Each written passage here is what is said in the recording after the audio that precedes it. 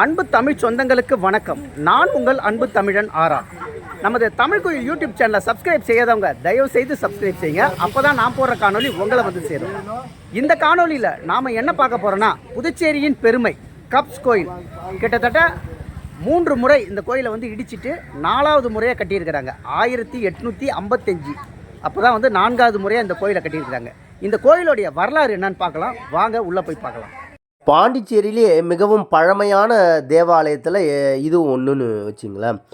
இதோட இடத்தோட பேர் வந்து டுமாஸ் சர்ச்சின்னு சொல்லுவாங்க. அதாவது டுமாஸ் ஸ்ட்ரீட்டில் இருக்கிறதுனால வந்து அந்த பேரே வந்து வச்சுருக்காங்க.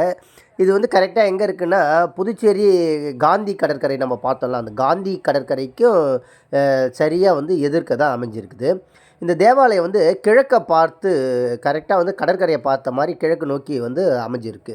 இது பாண்டிச்சேரி பேருந்து நிலையத்திலேருந்து ஒரு 4 கிலோமீட்டர் வரும். ரயில் நிலையத்திலேருந்து வந்து 2 கிலோமீட்டர் தான் இது. இங்கே வந்து நம்ம ஏற்கனவே ஒரு பதிவு ஒன்று போட்டிருப்போம். இங்கே வந்து எல்லோரும் வந்து ஆர்வமாக வந்து புகைப்படங்கள் எடுக்கக்கூடிய இடமா வந்து பயன்படுத்துகிறாங்கன்ட்டு. இந்த வீதி முழுவதும் வந்து ஃபாரினர்ஸ் வந்து புகைப்படம் எடுக்கக்கூடிய பகுதியாக தான் வந்து பயன்படுத்துகிறாங்க. அவ்வளோ அருமையாக இருக்கும். இந்த தேவாலயத்தை பொறுத்த வரைக்கும் தமிழ், ஃப்ரெஞ்சு, ஆங்கிலம்னு 3 மொழியில் வந்து திருப்பலி பூஜை வந்து செய்கிறாங்க. இந்த தேவாலயத்தில் வந்து தேவாலயம் அமைஞ்ச இடம் வந்து பக்கத்தில் இருக்குதுன்னு வச்சிங்களேன். பிற்காலத்தில் வந்து அது வந்து ஆதரவற்ற முதியோர் இல்லமாகவும் வந்து மாற்றி தற்போது வந்து செயல்பட்டுச்சு. பிறகு தான் வந்து இந்த தேவாலயம் இந்த இடத்துல கட்டியிருக்காங்க. அந்த வரலாறு தான் இப்போ நம்ம பார்க்க போகிறோம்.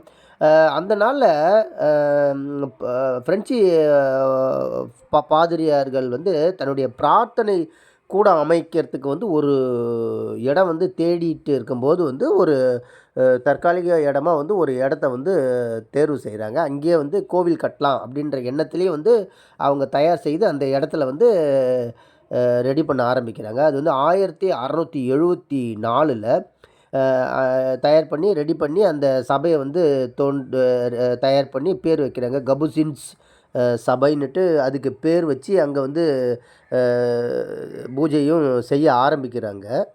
ஆங்கிலேயர்கள் வந்து ஒவ்வொரு நாடையோ ஊரையோ வந்து கைப்பற்றும் போது வந்து தனது வழிபாடு தலத்தை வந்து அங்கே தயார் செய்கிறது வந்து வழக்கம். அந்த விதத்தில் வந்து பாண்டிச்சேரியை பொறுத்த வரைக்கும் ஃப்ரெஞ்சுக்காரங்க வந்து நம்ம பாண்டிச்சேரியை பிடிக்கிற காலத்தில் வந்து அவங்களுடைய தேவ வழிபாடை வந்து இங்கே தொடங்க ஆரம்பித்தாங்க. இப்போ இந்த கட்டின இந்த இது 1674 கட்டினது வந்து ரொம்ப நாள் வந்து அது நீடிக்கலை. அது கொஞ்சம் சீக்கிரமாக முடிஞ்சிருச்சு. அதுக்கப்புறமா தான் வந்து 1739 1758 வரைக்கும் வந்து தேவாலயம் கட்ட ஆரம்பித்தாங்க. பெரிய தேவாலயமாக வந்து கபுசின்ஸ் தேவாலயம்ன்ட்டு வந்து கட்ட ஆரம்பித்தாங்க. அதுதான் வந்து ரொம்ப நாள் கட்டி அந்த தேவாலயம் வந்து தொடங்குச்சு. தொடங்கின நேரத்தில் வந்து 1761 வந்து புதுச்சேரிக்கு வெள்ளைக்காரங்க வந்து, அதாவது வந்து ஆங்கிலேயர்கள் வந்து படையெடுத்து வரும்போது வந்து இந்த தேவாலயம் வந்து அந்த நேரத்தில் தரை மட்டம் ஆயிடுச்சு. ஃபுல்லாக வந்து இடித்து தள்ளிட்டு ஆங்கிலேயர்கள் வந்து கிளம்பிட்டாங்க. அப்போ வந்து ஆங்கிலேயர் வசம் வந்து பாண்டிச்சேரி வந்த சமயத்தில் வந்து அப்புறம் மீண்டும் வந்து சிறிது காலத்தில் வந்து ஃப்ரெஞ்சுக்காரங்க கைக்கே வந்து பாண்டிச்சேரி வரும்போது அவங்களுடைய ஆளுமைகளில் மீண்டும் வந்து இந்த தேவாலயத்தை வந்து இந்த இடத்துல இப்போ வந்து கட்ட ஆரம்பிக்கிறாங்க. 1765 1770 வரைக்கும் இந்த தேவாலயத்தை வந்து கட்டி எழுப்புகிறாங்க. அப்போ தேவாலயம் பயன்பாட்டுக்கு வர்ற சமயத்தில் வந்து ஃப்ரான்ஸில் வந்து புரட்சி வெடிக்க ஆரம்பிச்சிச்சு. ஃப்ரான்ஸ் புரட்சி வந்து வெடித்த காலகட்டங்களில் வந்து இந்த தேவாலயம் மறுபடியும் வந்து செயல்படாமல் நிறுத்தி வைக்கப்பட்டிருந்தது. இந்த காலகட்டத்தில் பிரார்த்தனை பண்ணுறதுக்கு வந்து தனியாக வந்து நமக்கு ஒரு இடம் வேணும் அப்படின்னு வந்து பாதிரியார்கள்லாம் நினைக்கும் போது வந்து இந்த இடத்த இப்போ பார்த்துட்டு இருக்க இந்த இடத்த வந்து தேர்வு செய்கிறாங்க. 1851 அடிக்கல் நாட்டி 4 வருஷத்தில் வந்து மிக பிரம்மாண்டமாக இந்த தேவாலயத்தை வந்து கட்டி முடிக்கிறாங்க. புனித மேரி தேவாலயம்னு வித்தியாசமான முறையில் வந்து இதை வந்து கட்ட ஆரம்பிக்கிறாங்க. ஃப்ரெஞ்சு, கிரேக்க, ரோமானிய கட்டிடக்கலையை வந்து அடிப்படையாக வச்சு இந்த கட்டிடத்தை வந்து மிக பிரம்மாண்டமாக கட்டி எழுப்புகிறாங்க. கடற்கரையை கடற்கரையை பார்த்தவாறு தேவாலயம் வந்து மிக பிரம்மாண்டமாக 4 வருடங்களில் வந்து இப்போ பார்த்துக்கிட்டு இருக்க இந்த தேவாலயம் வந்து எழுப்பப்படுது. கோழி முட்டையோடைய வெள்ளைக்கரு, அப்புறம் இந்த சுண்ணாம்பு இதெல்லாம் சேர்த்து தேவாலயத்தோடைய இந்த சுற்றுச்சுவர் மதில் இதெல்லாம் வந்து அழகாக வந்து பூசு வேலை செய்கிறாங்க. தேவாலயத்தோடைய முன்னாடி வந்து 2 பெரிய ஸ்தூபிகள் வந்து தயார் பண்ணி வைக்கிறாங்க. அது வந்து ஃப்ரான்ஸில் இருக்கிற புனித மேரி தேவாலயத்தில் எப்படி இருக்குதோ அதே மாதிரியே வந்து இங்கே வந்து வடிவமைச்சிருக்கிறாங்க. ஒன்று வந்து மணி வந்து அடிக்கிறது, மற்றொன்று வந்து இசை, அதாவது நேரமும் இசையும் வந்து வெளிப்படுத்துகிற மாதிரி வந்து 2 பெரிய ஸ்தூபிகள் வந்து முன்னாடி வந்து தயார் பண்ணி வச்சுருக்கிறாங்க.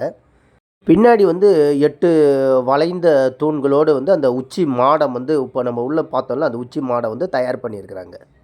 1855லேருந்து இந்த தேவாலயத்தில் வழிபாடு தொடங்க ஆரம்பிச்சிருச்சு. வரவங்க வந்து எதிர்க்க கடற்கரையை வந்து அழகாக ரசிச்சுக்கிட்டு தேவாலயத்தில் வந்து வழிபட தொடங்கினாங்க. அதுபோல் வந்து எதிர்க்க ஒரு சிலையும் ஒன்று இருக்கும். ஜோன் ஆஃப் ஆர்க்கின் அந்த ஒரு சிலைக்கு பேர். ஞாயிற்றுக்கிழமை வந்தாக்கா வந்து 3 மொழியில், அதாவது வந்து தமிழ், ஃப்ரெஞ்சு, ஆங்கிலம் 3 மொழியில் வந்து ஞாயிற்றுக்கிழமை வந்து தேவாலய வழிபாடு வந்து இப்போவும் வந்து நடத்திக்கிட்டு இருக்கிறாங்க. வரவங்க வந்து ஞாயிற்றுக்கிழமை வந்தீங்கன்னாக்கா நீங்களும் அவசியமாக அந்த இதில் வந்து கலந்துக்கலாம். திருப்பள்ளியில் புனித மேரி தேவாலயமாக இது காணப்பட்டாலும் வந்து ஆரம்பத்தில் வந்து கபுசின் சபைன்ட்டு அந்த பெயரில் தான் வந்து இந்த தேவாலயம் வந்து வழங்கப்பட்டுச்சு. அதுதான் வந்து நாளடைவில் வந்து இப்போவும் வந்து கபுசின்ஸ் தேவாலயம் தான் சொல்லி நாளடைவில் வந்து இப்போ வந்து கப்ஸ் தேவாலயம் அப்படின்னு வந்து இப்போ வந்து எல்லோரும் சொல்ல ஆரம்பிக்கிறாங்க. இப்போ பாண்டிச்சேரியில் பொதுவாக வந்து கப்ஸ் கோயில்னால் வந்து இந்த தேவாலயம் வந்து தெரிய ஆரம்பிச்சிருக்கு. நூற்றாண்டுகள் கடந்து இந்த தேவாலயம் வந்து இப்போவும் மிகவும் பிரமிப்பாகவும் அழகாகவும் இருக்கிறத பார்க்குறதுக்கே வந்து கண்கள் வந்து கோடி வேணும்னு சொல்லுவாங்க. வர வெளிநாட்டினர் வந்து இந்த தேவாலயத்தில் வந்து வழிபாடு செய்துட்டு போகிறது இல்லாத வந்து புகைப்படம் எடுத்துக்கிட்டு ரொம்ப சந்தோஷமாக மகிழ்ச்சியாக செலவு பண்ணுறாங்க. நன்றி.